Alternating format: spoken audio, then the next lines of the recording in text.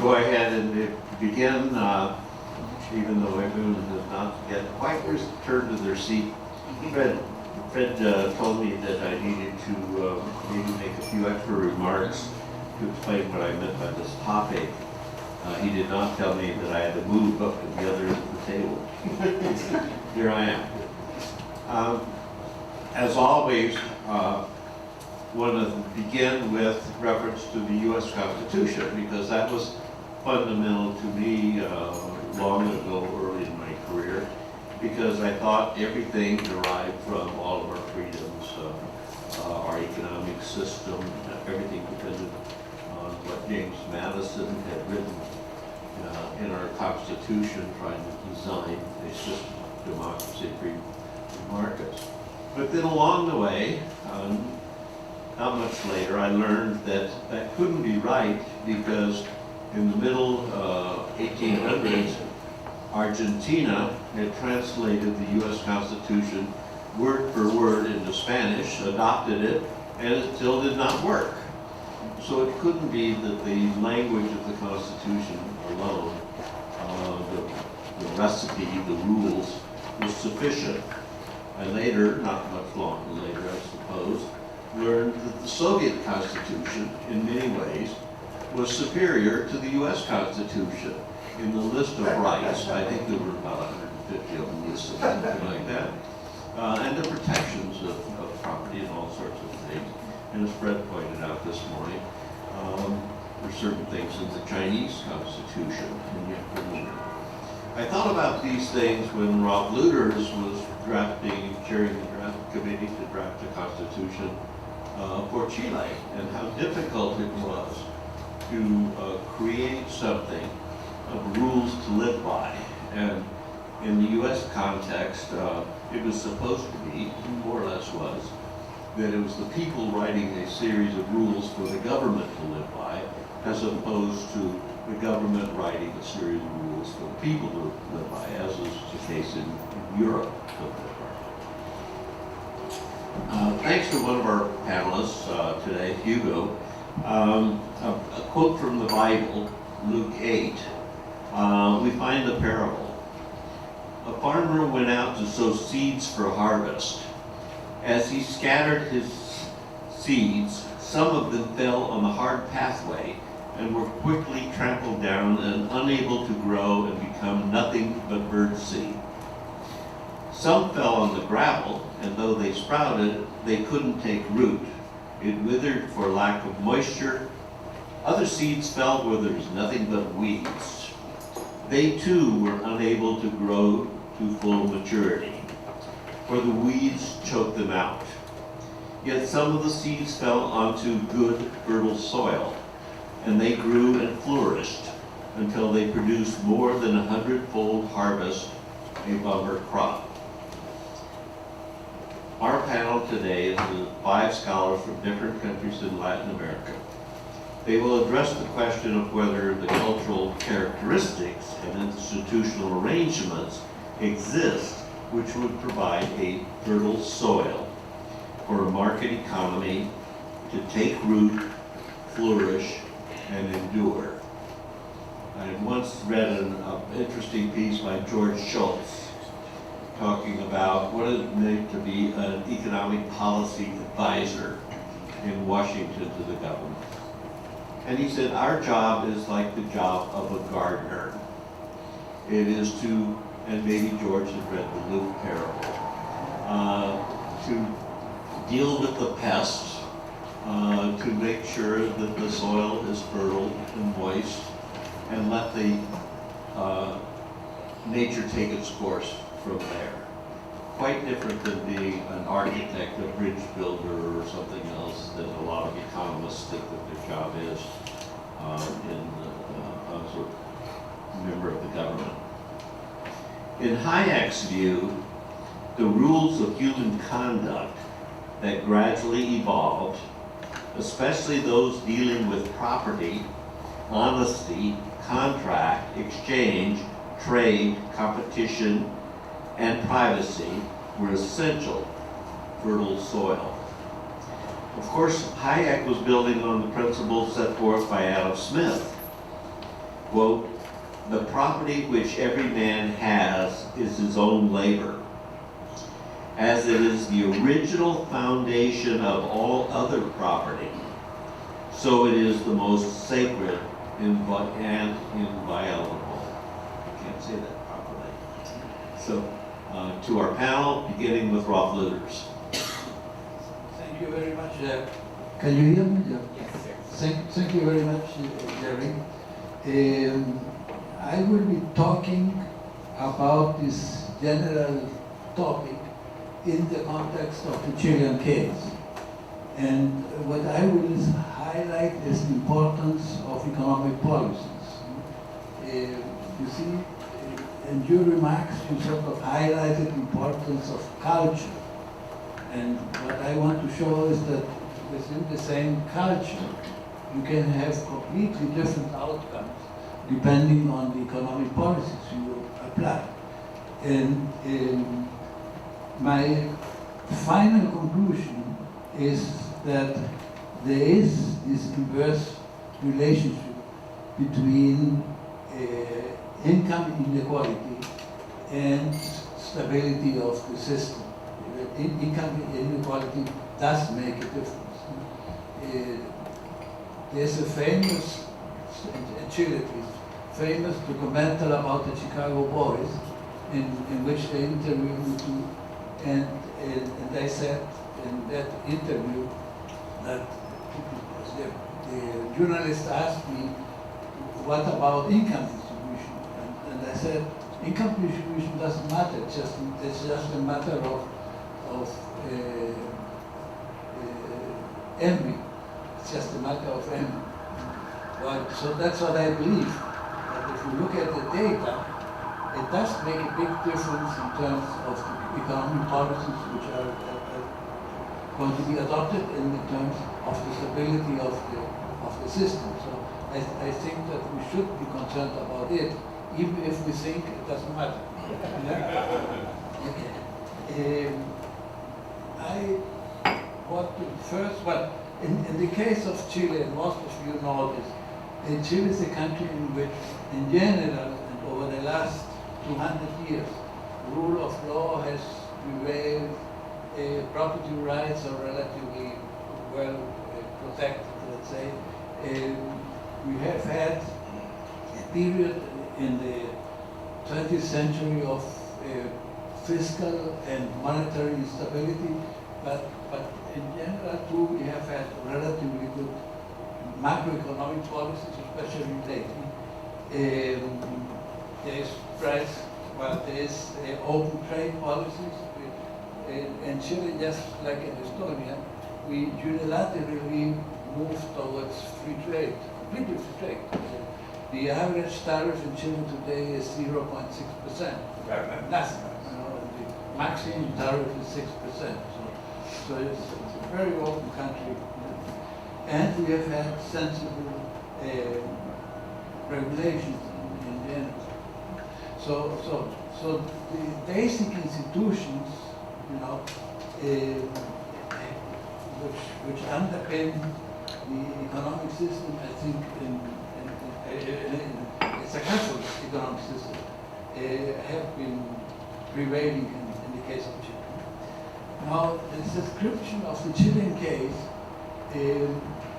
recently, in the last, 50 years, sounds very much like the Estonian case. While I was listening to you, I thought, well, this is Chile. This is exactly Chile. And nevertheless, today in Chile, we have a problem. And we will talk about that. I have a description there, a graph, on the first one on the left side, which is the story of the GDP of Chile in relationship to the one of the USA over the last 200 years. So it's the GDP of Chile in relationship to that one of the USA over the last 200 years. And what you can see is that between, let's say, 1830, when we finished our independence process. And well, 1912 actually, in that century, we grew faster than the United States. In the next period, the one between 1912 and 1983, we grew much slower than the United States. And then again, after 1983, while we have been growing much faster than the United States, except in the last 10 years. Except in the last 10 years. But before that, yes, so we had this tremendous prosperity between 73 and 83 and 2010 or something, which really did extremely well.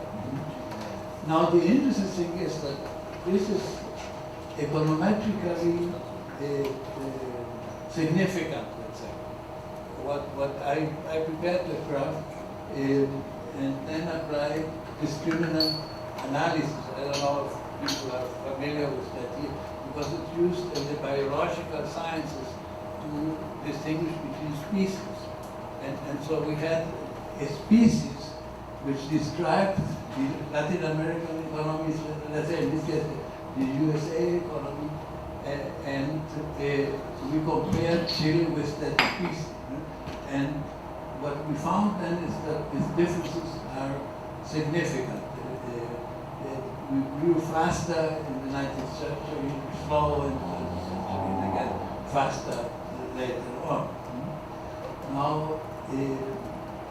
to do this analysis, you have to use other variables to control, and one is trade, which is trade, and the other one is inflation. And if you do that, well, then you can explain why we grew faster in the 19th century, because we had an open economy and a free market economy. And the same thing is true starting in 1983. In the last period, we had an open economy and a free market economy and fiscal responsibility and so on.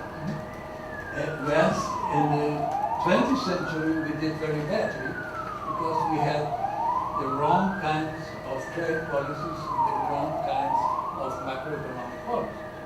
So there is this relationship between economic policy and growth. Now, well, the question then is, why did we stop growing faster than the USA in 1912? And I'm not going to go into that. It's the consequences of a war we had with Peru and Bolivia, which we gained the territory in that period of time, but we lost out. The Pacific War ended up being, the long, let's say, the consequences of the Pacific War were quite different from the ones most people think about. It actually did harm us a lot, I think. But the data at least suggests that. But the next question is, why did we shift from a declining relationship with GDP relationship with the USA to one in which we grow faster than the USA in 1983, and that has to do with the fact that the governments which run the economy before 1973 did a really bad job. Well, it is.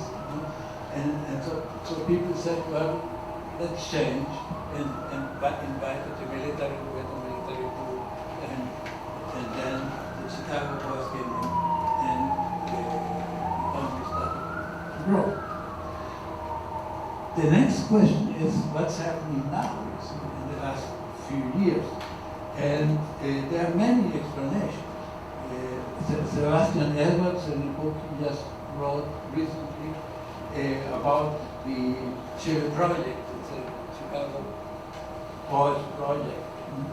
He explains it because there are uneven income distribution, because of low pensions, and because of crony capitalism, whatever name you want. Well,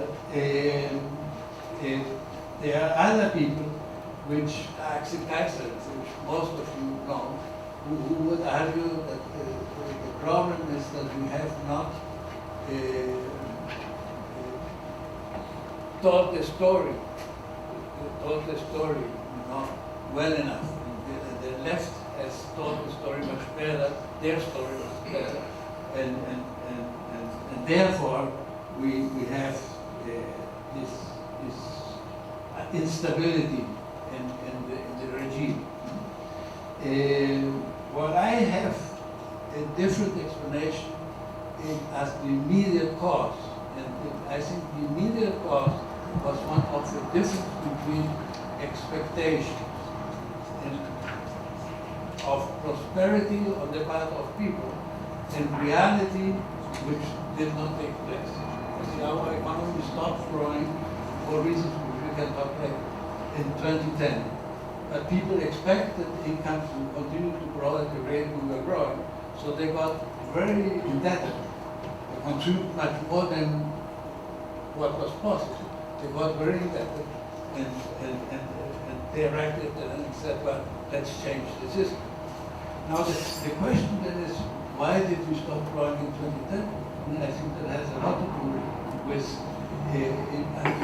income distribution. Governments started to spend, to tax, let's say, business, and that is the main reason why we stopped growing after 2010, but we can discuss that later. So, if you look what's happening now immediately, as a consequence of this social outburst we had, we decided to write a new constitution. You all know about that, for sure. And the first effort to write it in this new constitution was defeated, and quite significantly, let's say. About 62% of the people rejected that first draft, and so that we went to write the second draft. The second draft that's ready now is very similar to the constitution we have right now in Chile, but has many features which are the consequence of the fact that the world is different today than before, but they are consistent, I think, with the free market economy. But Paul suggests that about 50% of the people will reject the new draft, and only 35% of the people are approving the new draft as of now. In the short run, I think we are in a win-win case, because if the new constitution is approved, it's a good constitution, we can live with it, it's very much free market oriented. But if they reject the constitution, we go back to the old constitution, which is also free market. So in the short run, we are win-win. Now, I think that if the new proposal is approved, the left will have much less of an argument to try to change that constitution. Whereas if we go back to what they call the Pinochet constitution, the left will have a lot of arguments saying, well, we don't like that, we have to change it. And so we will continue with this constitutional process. But I repeat, in the short run, it's a win-win case, I think.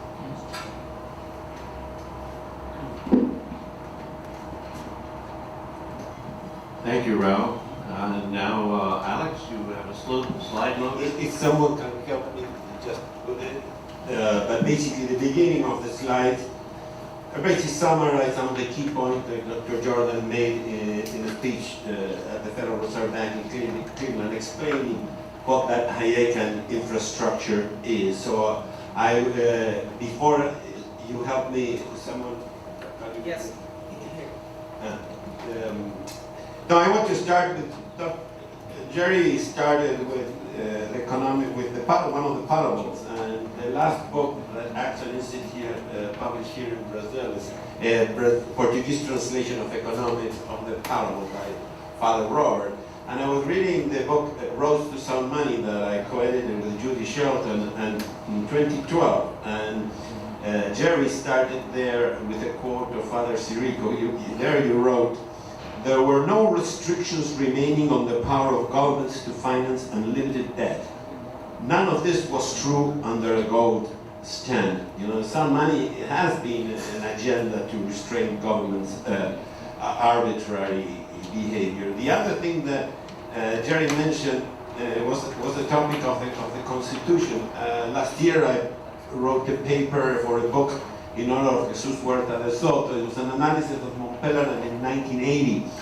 And Milton Friedman was supposed to spoke at the last session, and he was going to speak of the last chapter of Free to Choose, where he says we need a constitutional restraint, you know. And I was very fascinating because I thought I was going to be expelled from the society because Milton said, "Look, I know that I wrote this, but I really don't believe it because, as Jerry said, you know, Argentina has a better constitution, and if people stop believing in it, it was not applied." But what I want to speak is about the gold bugs. You know, oh my God! And I said, "Look, I said this is an academic meeting. If you call us gold bug, we can call you paper worm." You know, and then I go boom, boom. But no, he became a very close friend and mentor. So I admire Milton. So let's go to the, let's see if I can make this move.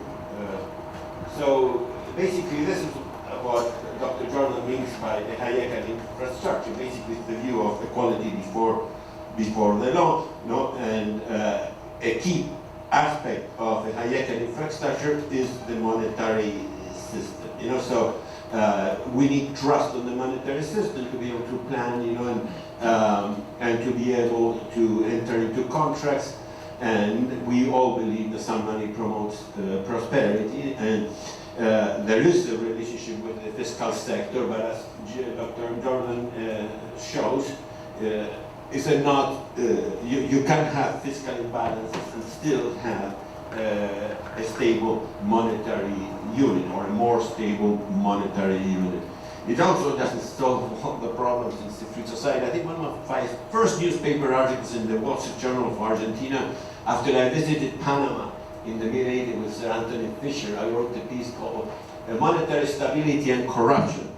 People were hiding the corruption that was in Panama. You criticized Torrijos or Noriega and your throat was cut. So again, it didn't have inflation, but had huge of other problems in Panama. So again, obviously, the more fiscal imbalance and the less independent central bank, you know, the more potential you have for monetary manipulation. But what did I do for this session?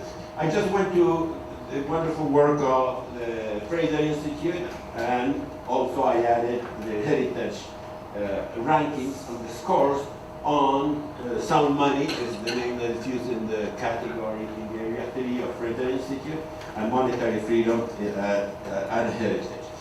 So my a priori thing, when Jerry asked me to do this, I said, look, Latin America is completely diverse.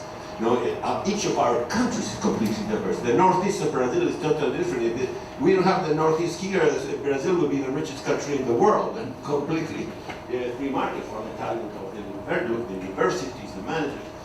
So look what happened. And then I said, I compared with our other man, and Torkaya, you know, who wrote, in the worst time of inflation, he wrote this book, The Denationalization of Money, and in the second edition of that book, that you can find online, he had statistics of the previous 25 years in the world. So the column on the right shows the declining purchasing power, and look, it has nothing to do with genes, with Roman Catholicism or anything, or culture. You know, the top 3 countries in sound money, in a way, measured by loss in purchasing power, were Panama, Guatemala, and Venezuela, beating, you know, United States and Switzerland. So, and then let's look Argentina, okay, always in the bottom. But look Uruguay and Chile. So some countries can't reform. It's a matter of choice, to reform or not to reform the economies. Look at in the work of Fraser and the heritage, they have pretty strong correlation, and only 2 countries really have completely irresponsible monetary policy, which are Argentina and Venezuela. If you follow the debates in Argentina, again, Javier Milei has repeated, and Emilio Campo, a great banker, and Nicolas Kaczynowski, who developed the dollarization and closing the central bank plan, they said that's not negotiable. I do not know if they will be able to do it. I hope they do it, but this is an existential threat to the crony capitalist or the favoritism class, again, that idea, Matt, when you were speaking, the thing I said most is more of philosophy, and the concept of distributive justice has nothing to do with state redistribution. The idea of favoritism was strongly condemned as a violation of distributive justice, so it's a good idea to do that. But again, Argentina is, I think, this shows you why it's irredeemable. That is, they don't close the central bank for more than 3/4 of a century, abusing, the monetary authorities of the government. That will continue. But I think I just can't leave it there from the point of view that this is an area where economists perhaps deserve some credit. I think Mike Walker and you guys know better. The 2 areas that improved the most since you were doing the Economic Freedom Index are free trade and monetary freedom. So we have to recognize, let's go a little bit of Argentina. Why things happen? Why this happen? The founding father of our constitution, Juan Bautista Alvarez, was a great lawyer, a mixture of Jefferson and Madison.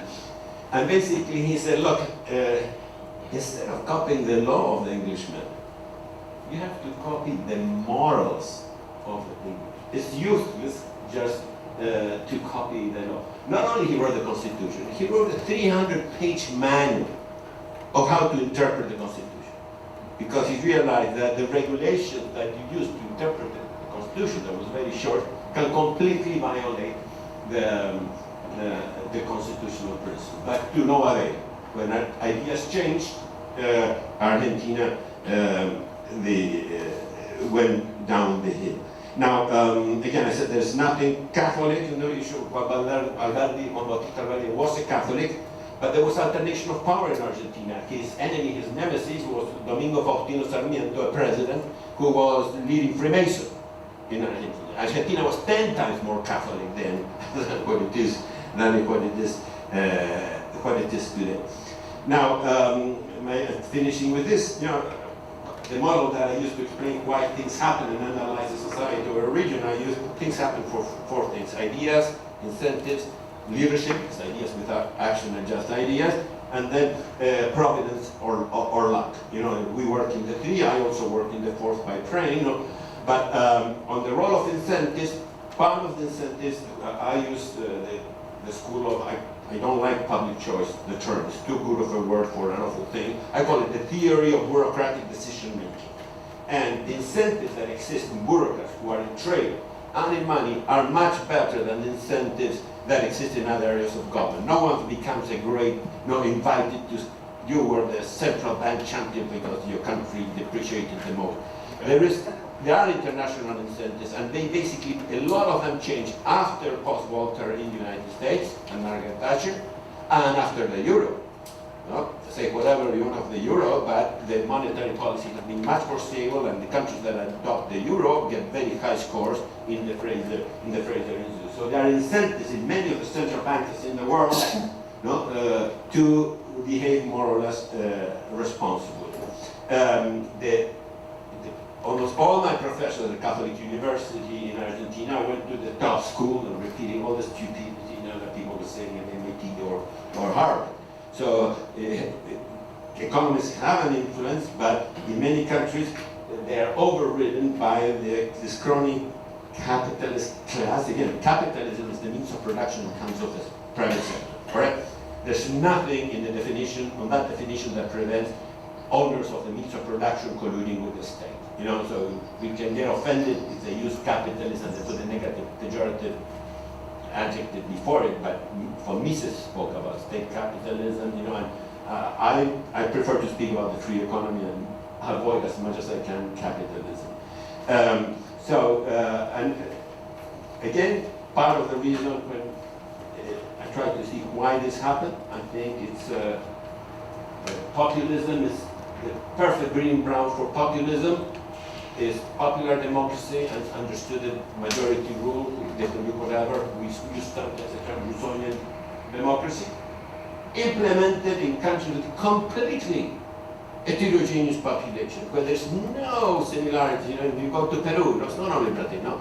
Cusco is one thing, Arequipa is another, the Amazon, there's no government in the Amazon, in Iquitos, Brazil, Argentina. So when you implement popular democracy in these types of society with very little in common, it's bringing ground for some that comes Peron, and we have been stuck 80 years with Peronism, with 80% of the population living in that country. Or with Chavez, Venezuela had a completely transversal political parties. They had the rich, the middle class, and the poor in all the party. But it's very easy for an evil person to use that structure, that something was created for good. The Argentinian Central Bank was created and pushed by Serotto Niemeyer. The British created the Argentinian intervention state. But then it only took one guy who decided, I'm going to use it for political purpose, you know, like Juan Domingo Perón.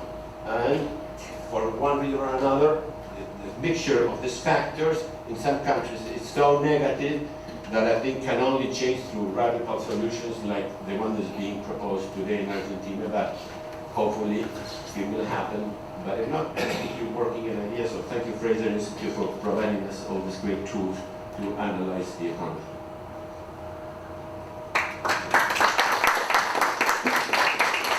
Thank you, Alex. I was reminded of the flaws of the problem for creating institutional rules to govern society. Ronald Reagan, as governor before and then during the period leading up to being elected president, was a strong advocate of a balanced budget amendment to the U.S. Constitution. And then shortly after becoming president, he had to oppose and threaten to veto a proposal coming from the Congress because a very left of Senator Fred Owen Insult, when he was a journalist before he became a congressman and senator, Paul Simon had written a draft of Constitution with 58 sponsors that put off limits to any kind of restraint on spending, such things as Social Security, Medicare, Medicaid, and so on. And what was left is the only way that the implementing legislation could achieve a balanced budget was a tax increase and a defense cut. That was the only thing that was left for the legislation. So the president had to threaten to veto a balanced budget amendment of the Constitution simply because the rules surrounding it were interfered with the objective. Hugo, it's your turn. Hello. Thank you, Jerry. Thank you, everyone, for your amazing remarks. Also, thank you for using the parable from Luke. I am honored to hear you use it to essentially say something that I've always believed, that if a flower is not blooming, you change the environment, not the flower. You change the environment in which the flower grows, not the flower itself. Now, it just happened to be that I was coming out of math and they were referring to that parable, and it occurred to me and I shared it with you. I'm so glad that you used it. I love it. So I am Hugo Montesinos. I am originally from Venezuela, born and raised. Please excuse my English. I would say as Hector Lavoe would say. Hector Lavoe is a famous salsa singer. He would say, excuse my English is not very good looking. So bear with me. And also, I am originally an engineer turned into economist. So I am also a sinner in the sin of being too mathy and too much towards the models. And so I don't know how well I'm going to be able to articulate the ideas, and especially in a topic of which I don't know the answer. I don't know the answer of why the Hayekian infrastructure has not taken roots. But having said that, I'm going to talk a little bit about culture and institutions with a little bit of the perspective of a Venezuelan. So let me start by saying that Venezuela, from 1920 to 1958, and I wish I could project the numbers, but that's fine. Bear with me in the picture. No, it's not. It's not. That's fine. So from 1920 to 1958, we were an economic miracle, according to the data from Robert Barro, and Xavier Salay Martin. And the literature of economic growth in general puts Venezuela as an economic miracle from 1920 to actually, even Asdrúbal Baptista, a famous professor from Venezuela, in the bases cuantitativas de la economía venezolana, those numbers put Venezuela as an economic miracle by growing at an annual rate higher than 5% from 1920 to 1958. We were from being 15% of the GDP of the United States, less than 15%, to being 48% of the GDP of the United States in 1958. From 1958 or 1960 to 1998, let's say the 40 years after that, according to the literature of economic growth, we were an economic disaster. And that's because our annual average growth rate of per capita GDP was negative. And I have redone the calculation with new data sets, with Madison data set, with Penmore table, and I got positive zero, not statistically different from zero.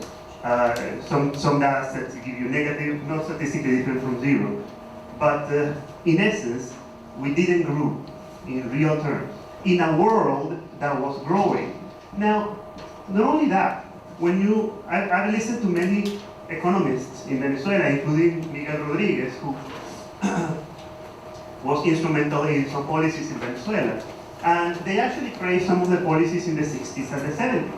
And when you look at the data, Venezuela continued growing in the 60s and the 70s. Now, when you look how Venezuela was growing relative to the frontier, let's say, relative to the United States, as the graph you were saying, showing, Rob, relative to other countries, well, Venezuela really started declining.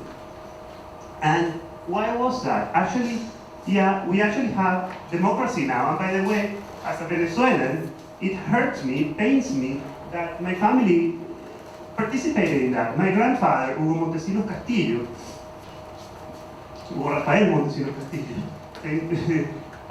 participated in the coup d'etat that was a leader in the coup d'etat against Marcos Pérez Jiménez.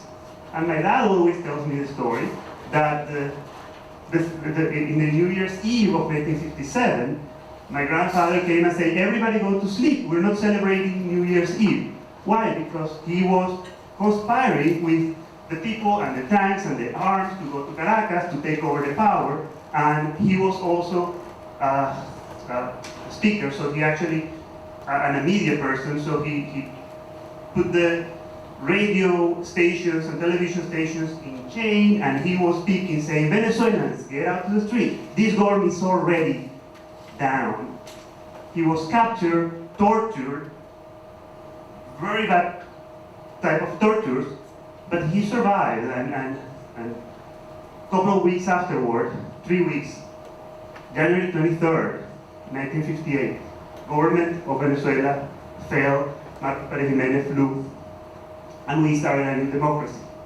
Now, we changed a brutal, ruthless dictatorship for a democracy. And my grandfather fought against that dictatorship. But what he didn't know is that the democracy that will come would destroy the economic freedoms that we had in the previous decades. Because even though we didn't have economic freedom, we didn't have political freedom, we had economic freedom. The means of production were private, and we gave concessions to the oil industries. And the government really didn't interfere with the economy. It just interfered with whoever was against them, and they would put them in jail, and they would torture them and do horrific things. But the economy was by and large following the markets and the Haitian infrastructure of a market economy, and we grew significantly. Now, we tend to confuse political freedom with economic freedom. What happens after that is that after 1958, we started with a set of political reforms, for example, the agrarian reform, where we took away the property titles from the agricultors, and instead we gave them titles to use temporarily the land. And what's most important to me, in the 70s, starting in 1975, we nationalized the steel industry. And then in 1976, we nationalized the oil industry. So we nationalized the commanding heights of the economy. As a result of that, you can imagine, we also nationalized the communication system. The CanTV became national, it didn't work for a while, so we had to make it private again. When we made it private, it became to work again, until Chavez later nationalized it. But the point being that we became real socialists in that decade under democracy. With the democracy came socialism. And the list of people who were, what's the word for this? Adulando. Praising Fidel Castro in the media, in the communication, in the enterprises. It's just pretty much most of the Venezuelan elite were praising Fidel Castro and the Soviet Union as well. Now, let me switch a little bit into culture, but to do that, I mean, institutions as Douglas North defined them, are the rules of the game, or more formally, humanly devised constraints that shape human behavior. And within that definition for institutions in general, I would define also inclusive economic institutions as those that maximize voluntary transactions. And those are consistent with the institutions that we measure with the Economic Freedom of the World Index, when we measure freedom to enter and compete in markets, voluntary exchange, and protection of property and life from aggression from others. Now, the institutions in vain, or isolated in and of itself, don't mean much. They are not in a vacuum. They are in context. And that context is culture. Now, it is so subtle. It's much more than informal institutions, as somebody said, some people have said. And to that degree, I'm actually going to cite Choi and Storr, that they have a paper about the culture of rent-seeking. And they argue that this is much more than just informal institutions. It's just a context that sometimes we take for granted. And actually, let me read the definition of a culture of rent-seeking: a perception shared by members of a society that having influence over political allocations is an important and potentially preferable source of private benefit than other avenues in pursuing economic gain. They actually also frame this in a framework, in a Weberian approach, a Weberian framework, with different spirits hanging on your head in terms of what works and what doesn't, in terms of what's legitimate to do and what is not legitimate to do. Now, there are many different types of culture. A culture of rent-seeking, I think it matters. a culture of, by the way, I don't know which is the best term, but I like the favoritism that you brought about. Matt, a professor of mine, Randy Holcomb, would use a broad term for political capitalism instead of crony capitalism, but to a degree also mercantilism that goes really alludes to the feudal economic system where people will try to collect gold, but for that you try to restrict trade, and the idea that wealth is fixed, and as opposed to something that can grow because of innovation, or state capitalism. All of those terms, all referring to the same enemy that essentially prevents competition, hinders competition. So I would say that the biggest two enemies of inclusive economic institutions are, well, all of these terms of political capitalism in that broad umbrella and socialism/communism.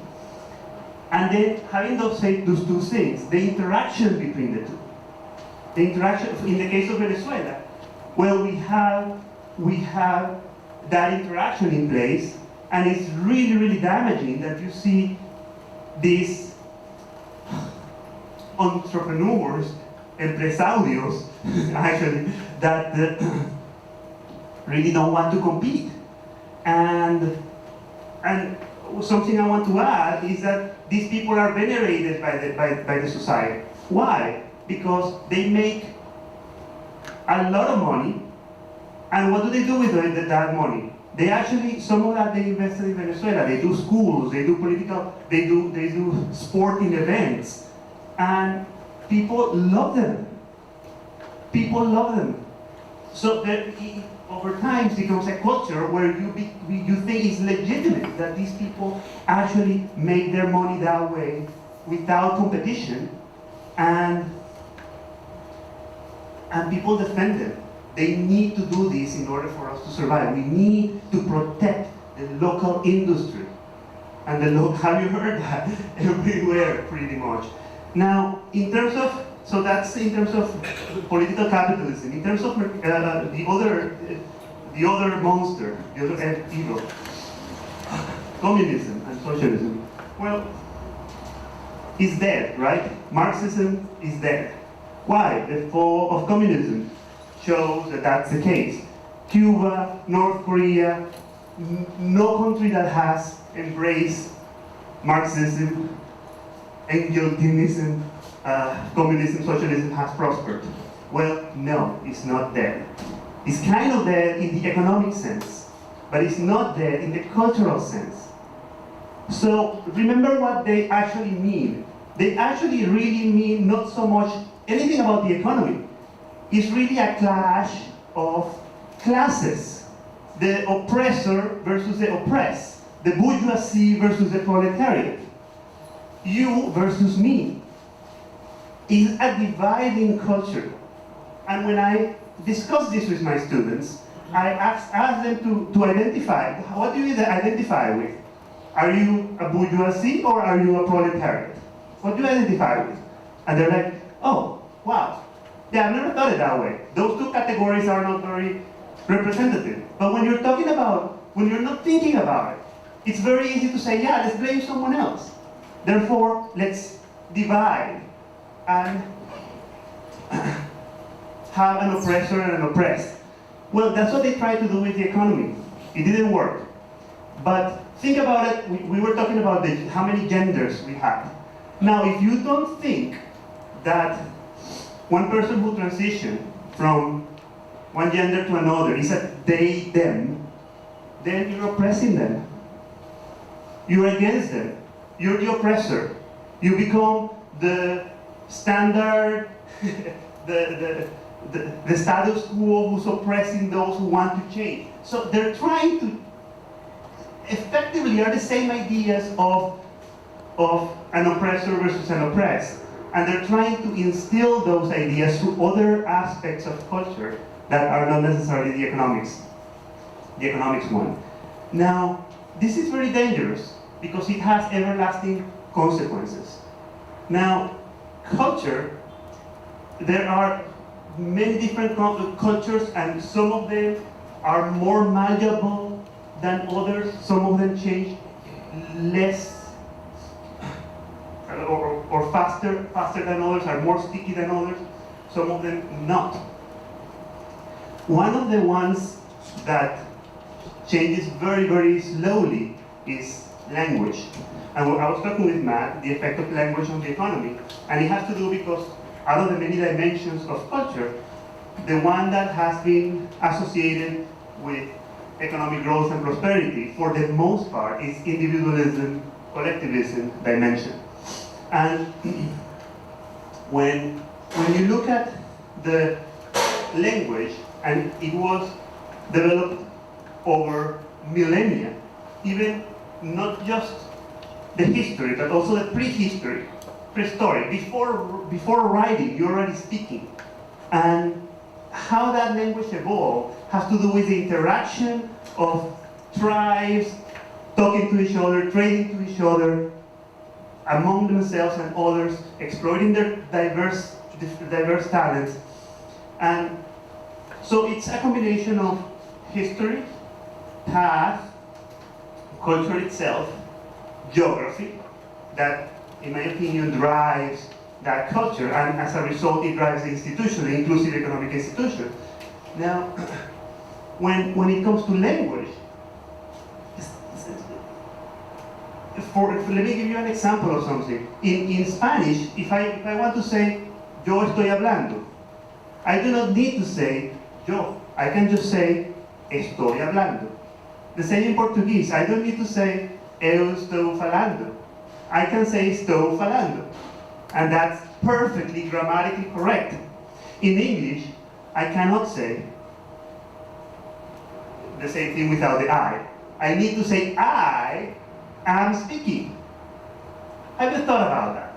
How the personal pronoun needs to be present in English in order for you to say a grammatically correct sentence. So inherently, the individualism there is always present. But not only that, once you go into written language, you not only have to have the personal pronoun I, you need to capitalize it.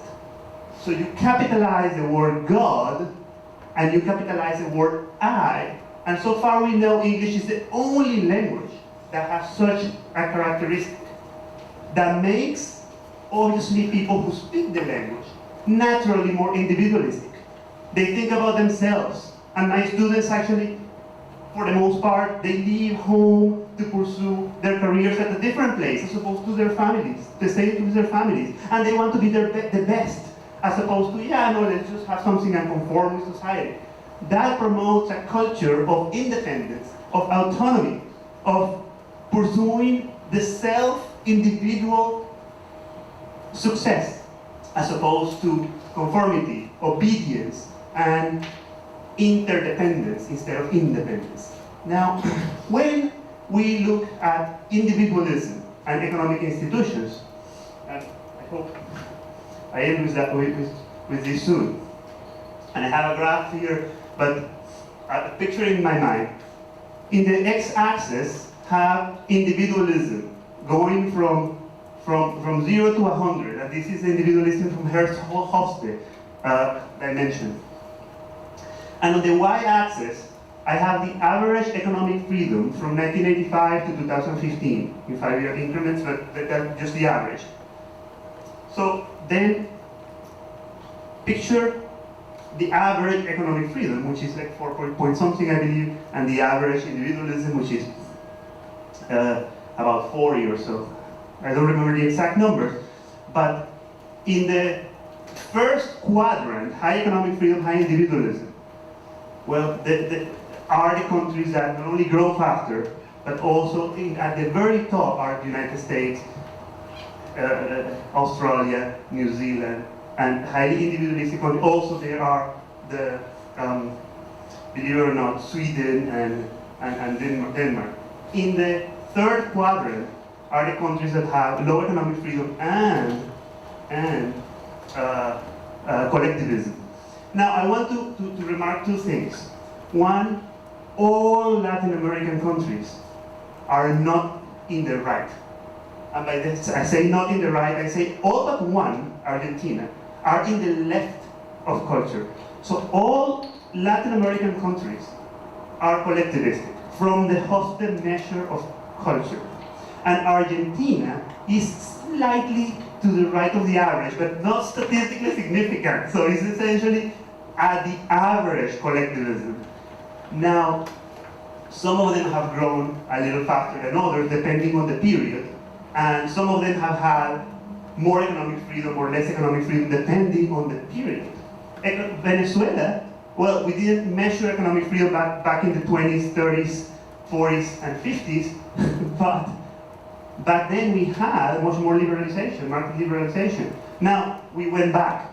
Now the question would be, to what extent that has to do, in a great extent or lesser extent, to the culture, to the individualistic culture that promotes that instability. You have economic freedom, but then you lose it, then you may have it, but then you lose it. You have resistance that my worker was telling me. At the end of the day, is the people who are going to pursue these reforms or not.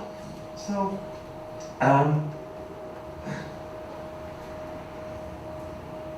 let me just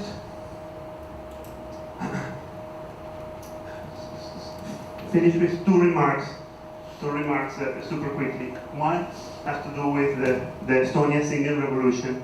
I believe that if we embrace and understand that the culture matters for embracing successful reforms, and we take examples like the single revolution of Estonia, we can promote reforms that are going to be more widely accepted in the population. When I was reading this paper by Choi and Storr, it really opened my mind about what culture really means. And I picture, I'm going to give a sporting analogy.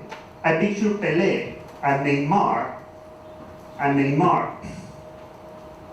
watching a World Cup with their families, and how excited they were watching the World Cup and watching Brazil participate in the World Cup in different ages, of course. Neymar would have seen Romario and Ronaldo at USA '94. Well, maybe even he's younger than that. Pelé, a different Brazil. But he would be like so excited to see his family playing, watching at the television, watching the soccer match, that would influence his life, not only in the field, but off the field. Off the field, he's going to be thinking about the soccer. Off the field, he's going to be thinking about why he wants to be the best at soccer, because that is something he's thinking all the time. In contrast, in Venezuela, Miguel Cabrera was never really watching soccer. He was playing chapita. And chapita is a game that we play, and it works like this. With the lid of the beer bottle that their dad is drinking is the ball.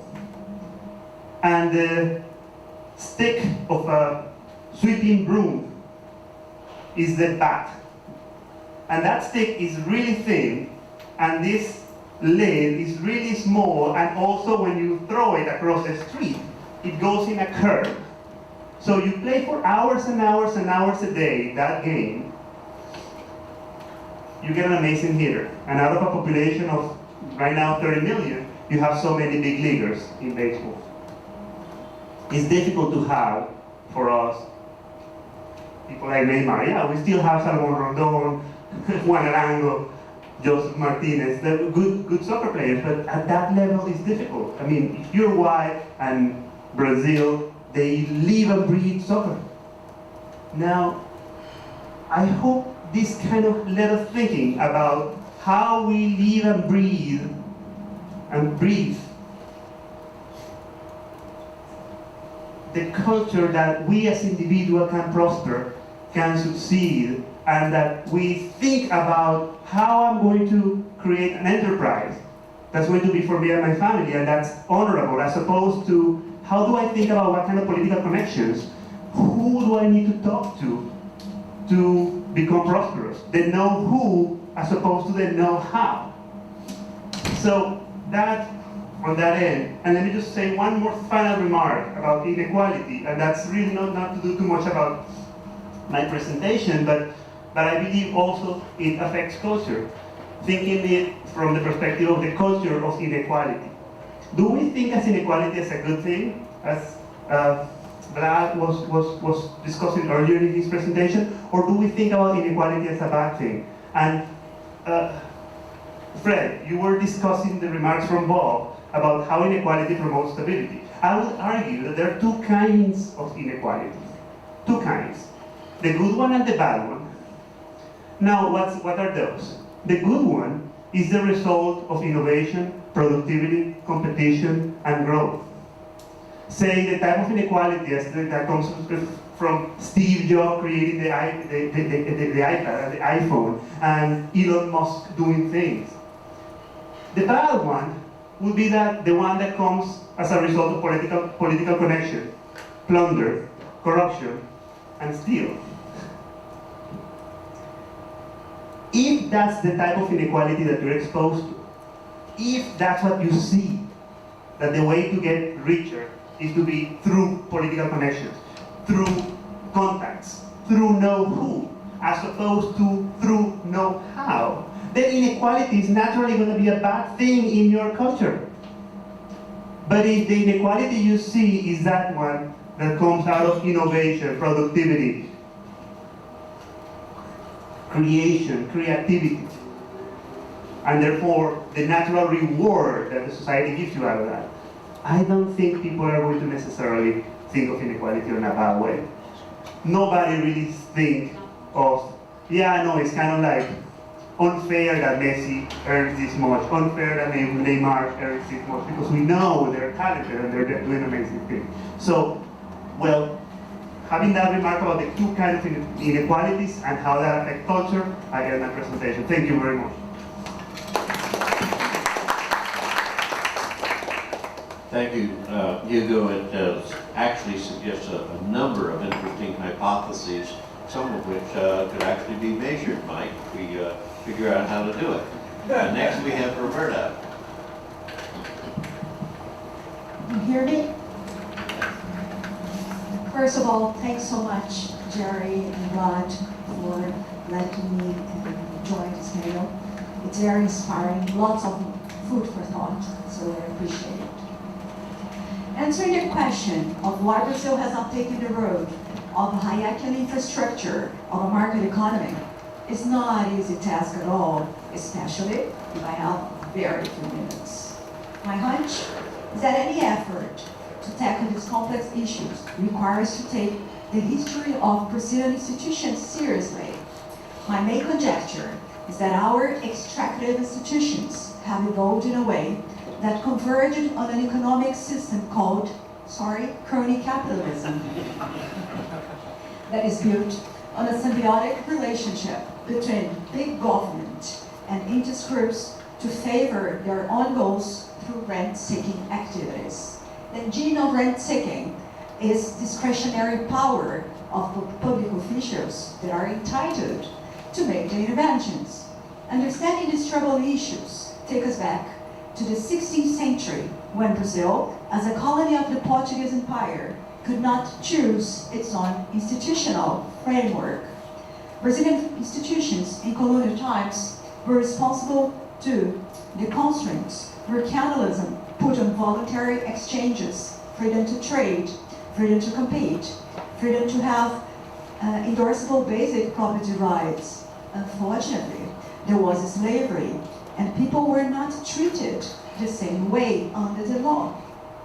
Such hostile institutional settings partly explain why a norm of the type, if you want to survive as an individual or a business, invest time in personal interaction and collaboration with those who are in power, was selected by cultural evolution and became part of our belief system, culture, and institutions. In the 19th century, as an independent nation from Portugal, Brazil already reviewed moments of economic growth due to exports of primary goods, something natural, of course, due to its initial endowments and comparative advantages. And the positive outcomes allowed for early spontaneous industrialization, banking, among other urban and economic services provided by the private sector.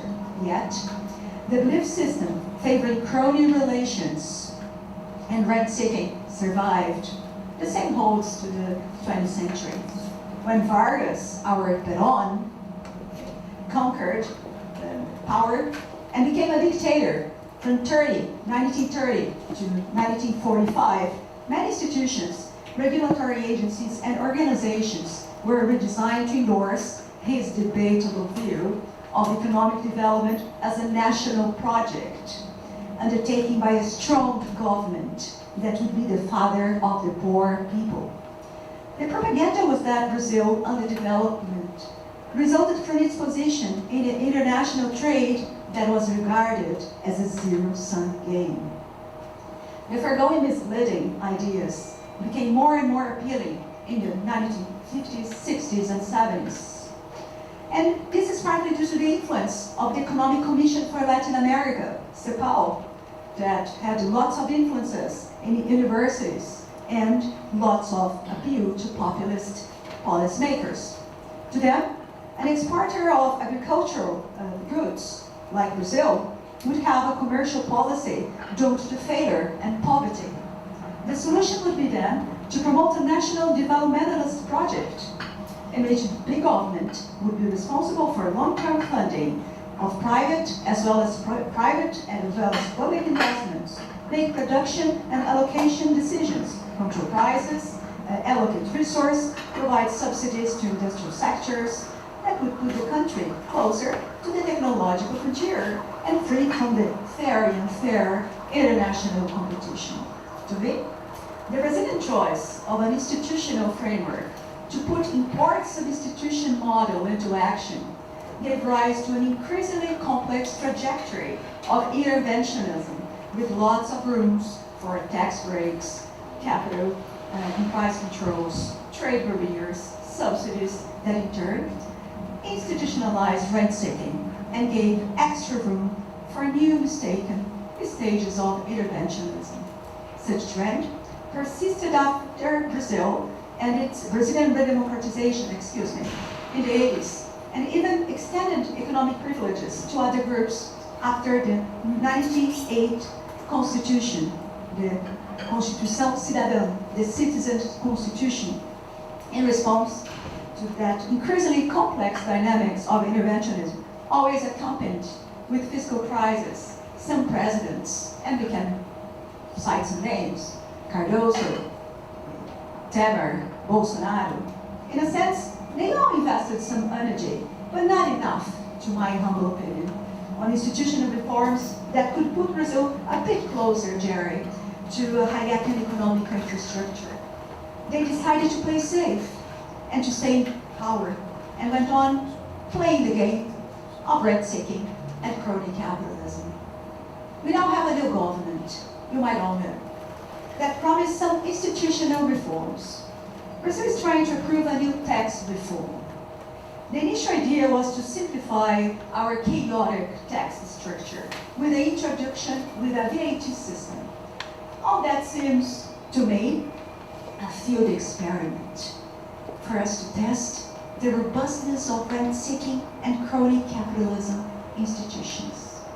Until a few days ago, the Senate is negotiating lots of tax exemptions, special interests, that are given to specific group categories like physicians and lawyers, sectors like travel agencies, giving zero tax to some basic food items that were not even specified, extra federal transfers to a fund for regional development, tax privileges to automobile sector, and lots of other inefficient businesses like the Amazonian Free Trade Area called Zona Franca de Manaus, who accommodates mainly companies that are maquiladoras, that only survive due to tax benefits.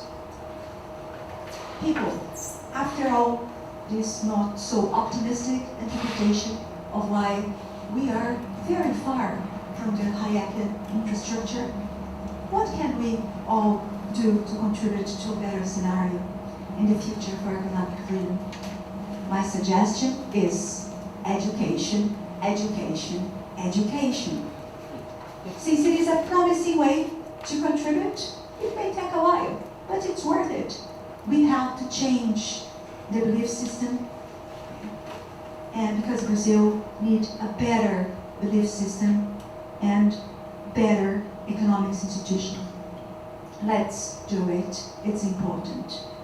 It's time not to give up informing people about the prohibitive economic as well as social cost of crony capitalism and extremely positive consequences of economic freedom for real people's wealth, health, and happiness. Thank you so much for your time.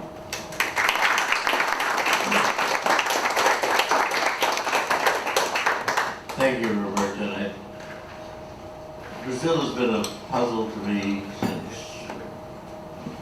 50 years or so, from the first time I came to Brazil.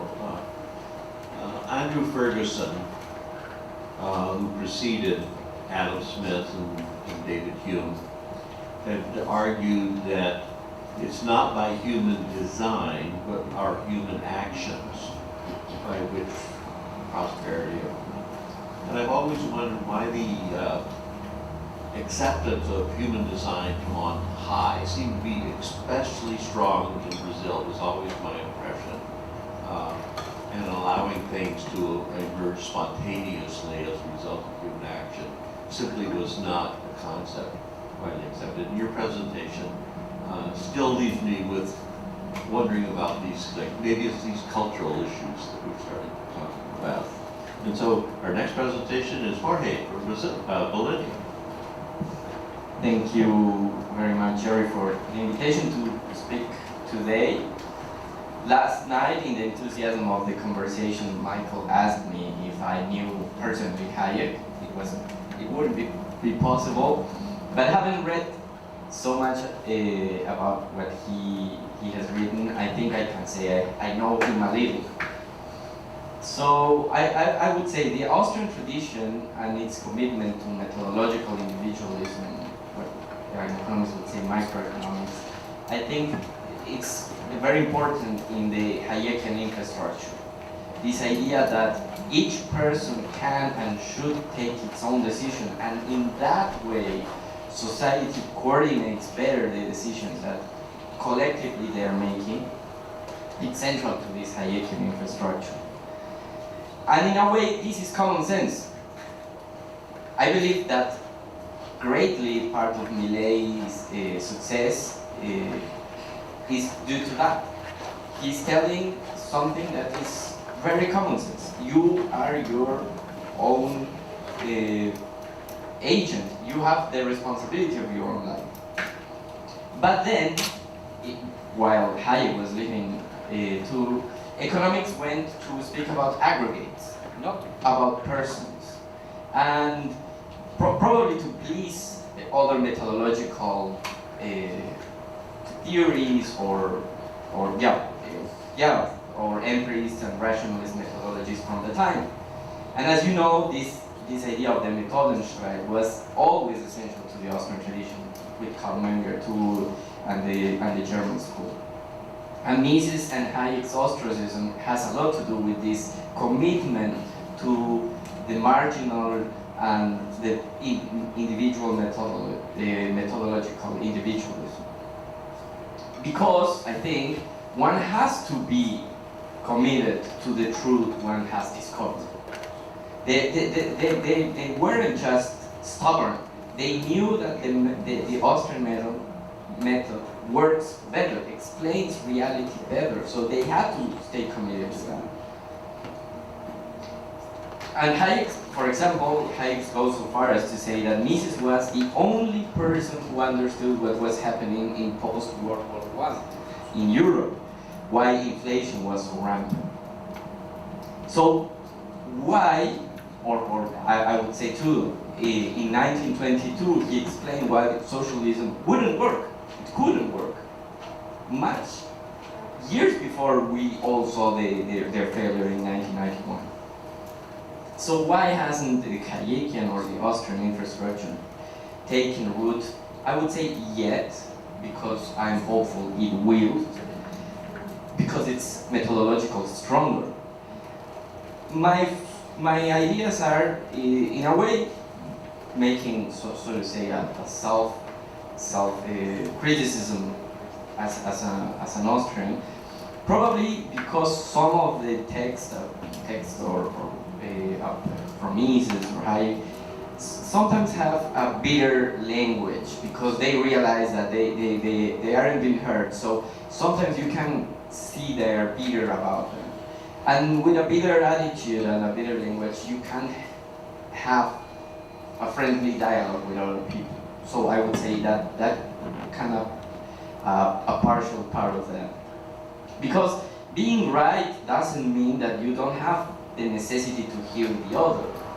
Mises and Hayek were totally convinced that they were right, but probably they should have heard other positions more, I think. Coming from Bolivia, I would say that happens also in other parts, but cultural and intellectual elites don't understand their own reality because they are using wrong theories. So they read Marx, to say it simply, and they try to adapt that to our own realities.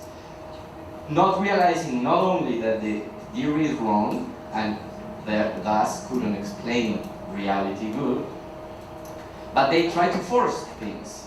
So they invent and add many ad hoc theories, so to say, to make their own ideas fit with reality. And again, I go to this idea of common sense and common knowledge. If, as Hayek says, successful historical processes come from bottom-up phenomena, bottom-up institutions, spontaneous orders, we, I would argue, have to look more careful to our own realities. Being confident in the method, I mean in the Austrian method in this way, that puts the person in the center. And please notice I'm saying person, not individual. If you have questions about that, you can ask me later. Thank you very much.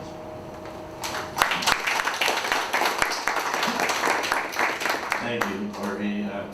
This panel has really brought forth a lot of interesting ideas about the same situation throughout in the other countries in Latin America that we were not able to talk about.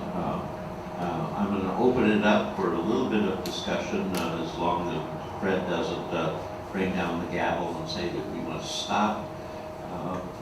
I want to first ask a question for Hugo. At the beginning of your remarks, you suggested an alternative hypothesis from one that I had long held or wondered about.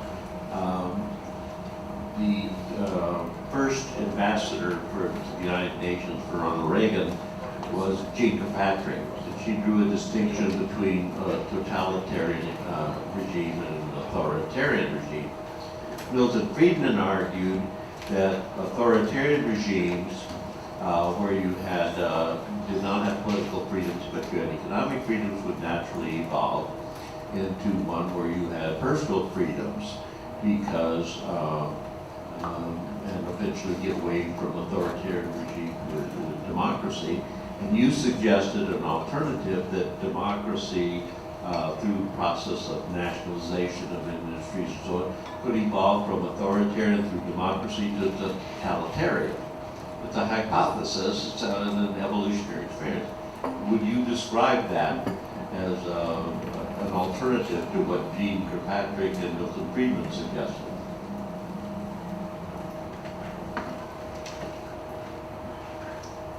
Hello. Yeah. No, I wouldn't really describe it too much as an alternative, but as an example of what they were suggesting to a degree. So essentially they would suggest that, and I would agree, Milton Friedman would say, and Hayek as well, that economic freedom is a necessary condition, not a sufficient condition for political freedom, which means that, well, you can have political freedom with economic freedom, but you cannot have political freedom without economic freedom.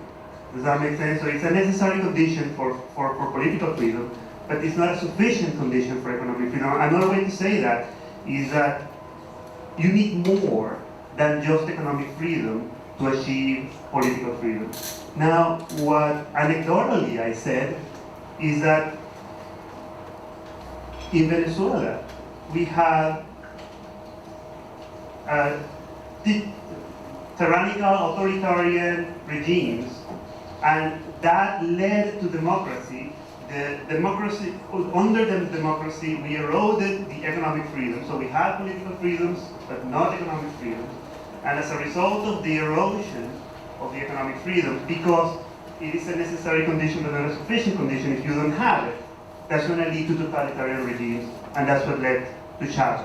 What I would hope is that if you have enough economic freedom, that would provide incentives for totalitarian regimes, such as, let's say, China, for example. If they open more their markets, that would provide incentives for a change in the political system. Now, that relationship is weak, in my opinion. What's strong is if you don't have economic freedom, then you won't have political freedom. Well, yeah, I think that these are things that we can, Fred, I think is going to try and to get me to stop, but that we may be able to discuss some more tests. But at one point, Mike Walker had suggested to me that there was an alternative to just talking narrow, I would say somewhat narrowly, economic freedom, talk about human freedom. And I think it was his sister that suggested to him the way to approach the issue was you can tell about human freedom in a society by the role of women. And Mike, am I getting that more or less correct as far as, but it's a broader concept, and it's an interesting hypothesis that human freedom is related to not just some of the issues we've been talking about, but such a thing that we don't actually measure usually. What's the role of women in society, and how much we have Matt, I think you wanted to remark. Just a real quick point is on that question of the relationship between economic freedom and political freedom. Bob Watson does a paper with J.R. Clark in which they test the hypothesis. So the paper is called "Examining the Hayek-Friedman Hypothesis on Economic and Political Freedom." Remember, the claim is not it's possible to have a society without political freedom that is still economically free. I see that. Yes, exactly. But it is very difficult to have a society that has political freedom without economic freedom, and they basically find empirically that's exactly it. That's what I was trying to say. Thank you for articulating it better. Fred?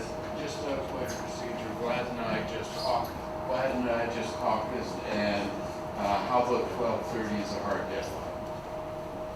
Okay, so we still have close to 15 minutes. I want to go back to Roberta and maybe some of Vlad and others from Brazil. Am I wrong about suggesting that the propensity to favor human design rather than human action is very strong in Brazil, maybe compared to others?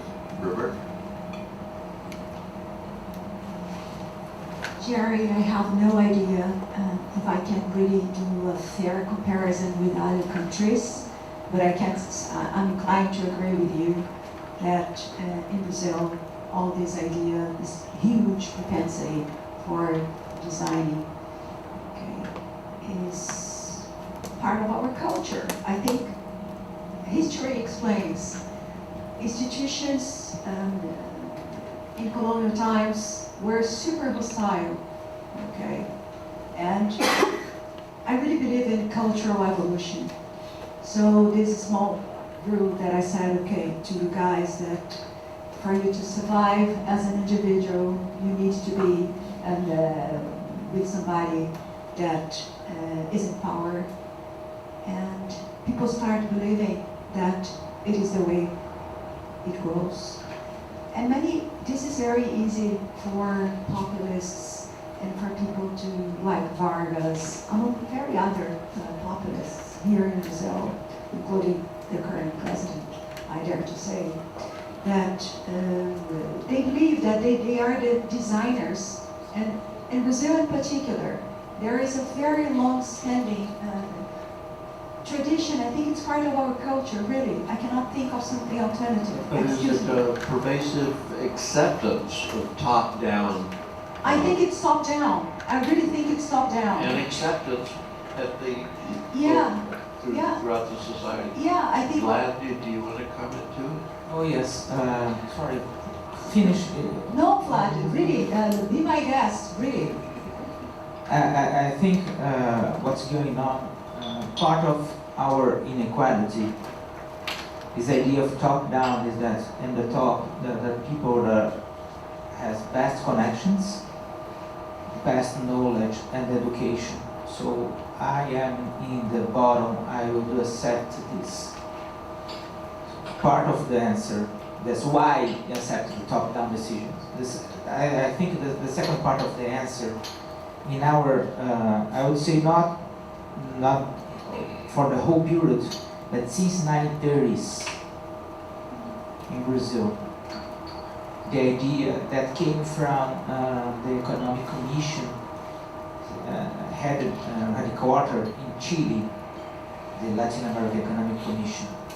The idea that with planning you can go further steps toward to development by industrialization. So the idea that have someone that study planning, economic planning, and decide what is technically what should be the best. So this idea is very strong until nowadays in the academia. So if you study economics in Brazil,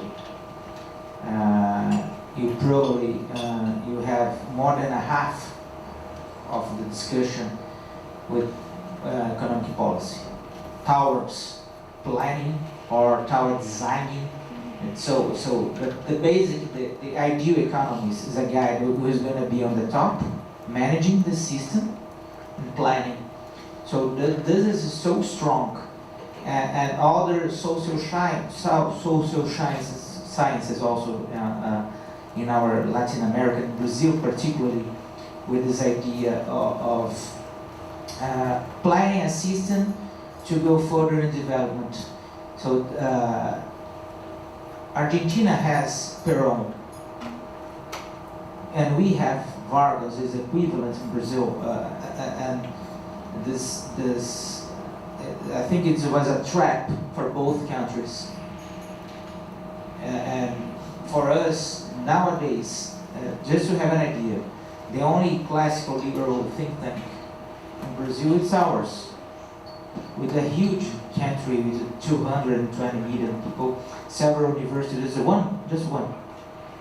And we face a lot of challenges because what we are trying to say that economic freedom matters. So why you are the only guy that's saying that economic freedom matters? So this is, I think, it's part of the culture, but the culture rooted in this period from 30s, and not 30s only in Brazil, 30s in the whole world that took us to the Second World War. The idea of central planning and big governments and technical decision from the bureaucrats. Okay, this is my point. Roberta, you want to add something? Yeah, I would like to add something. I think it's really something ingrained in our culture, in our system of values, okay? That there is someone to help us. Okay. I remember when we exchanged some emails, and you mentioned the fatal conceit of Hayek. Okay. I'm not proud. To me, it's overwhelming to say that in Brazil, okay, many of us, when we go to the university, okay, many of us from middle class, we believe that we will use scientific knowledge, economic knowledge, to design society. Okay? So many people count on us, and we start believing, and we become so fucking arrogant. I'm sorry to put it like that, because this is really a big thing. And we forget that real knowledge is fragmented, is dispersed. And yesterday I was teaching my students Austrian economics, and they were really struck when I said to them that we are all ignorant. We go to the market to figure things out, to recalibrate on an ongoing basis our plans, and that's why we need freedom. That's how the human condition, but this system of belief is not part of Brazil, Jerry. So we are not gardeners. Economists here are not gardeners. They are social engineers, and they say like this very proudly. And against this arrogance, I think it will be a long way. And to me, the antidote, as I said, is education. Yeah, enormous challenge, to say the least. Portillo. Well, about Brazil again. 7 years ago, the Workers' Party lost the election here in São Paulo, and they decided to do a pretty good research at the favelas to realize why they lost elections. And they went with the hypothesis that it was because of the churches, because of religion. And they actually found out that the people in the favelas, they didn't look the people hire them as the oppressors. They looked at them as equals because they saw they actually had the same issues with bureaucracy, with difficulty to be an entrepreneur. And they found out that the people there love the church because it's actually an environment to improve the people's lives. And they took down that research from the website because it was not very in favor of them. But we realized that people at favelas, they really in favor of freedom. But nobody's there telling them that there's a whole system of ideas that support that. Because we don't have the media. Media here is very left-wing. So they are talking about the importance of more government, more spending, and more government support. We have a huge project that nobody in the media, the mainstream media, talked about it. We tried, and we even had people, journalists saying, I won't talk about that because it was from the previous government. It was a highly radical government. I won't talk about that. So we don't have the media, we don't have the universities, we don't have educations. The education system, for example, 2 days ago we had the national exam for high school, and we had like 5 or 6 questions based on Karl Marx, including questions saying that the agribusiness kills people. So in the country that like 1/3 of the GDP is about agriculture. It's actually the only thing that really works well. So, but they didn't realize at the time that was one small thing that was reaching the poor, but they did realize that with Bolsonaro election, that was the social networks, because the poor had access to WhatsApp, to Facebook, to Twitter, and they saw online that there's another kind of ideas that can support them.